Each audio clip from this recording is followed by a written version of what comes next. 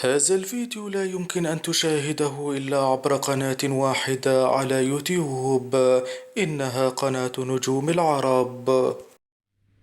حاولت الفنانة المغربية دنيا باطمة كسب تعاطف جمهورها الكبير، وذلك عندما وجهت إليهم رسالة معبرة ومؤثرة عبر أحد حساباتها الخاصة بمواقع التواصل الاجتماعي، معبرة عن صدمتها الكبيرة جدا من قرار محكمة النقد المغربية والتي قررت تأييد حبسها لمدة عام، حيث جاء تعليق الفنانة دنيا باطمة على ذلك القرار ببعض من الكلمات المؤثرة، حيث صرحت قائلة: أنني أتعرض إلى مؤامرة كبيرة جدا ولا أعلم من قام بتدبيرها لي، والله فوق يعلم، ولن أتحدث في أي تفاصيل تخص قضيتي، لكنني لن أترك حقي وسأخذ حقي وسأقوم بكشف كل الحقائق إلى جمهوري، فأنا لا يهمني إلا الجمهور فقط،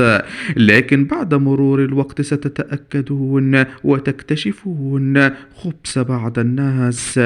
وقد جاءت كلمات المطربة المغربية الشابة دنيا باطمة كأول تعليق مؤثر منها على قرار محكمة النقد المغربية، والتي قررت في وقت سابق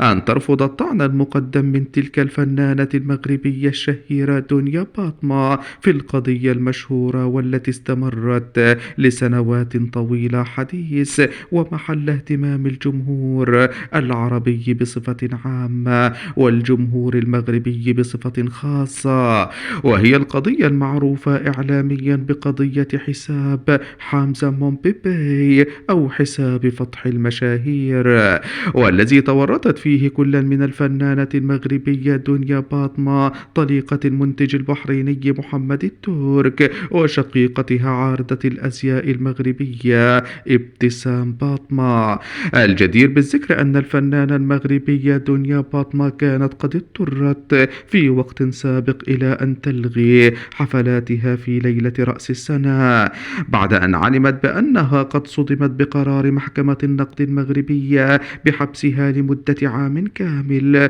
وهو ما جعلها تخرج عن صمتها وتعلق للمرة الأولى مخاطبة جمهورها المحب كي تكشف لهم أنها تتعرض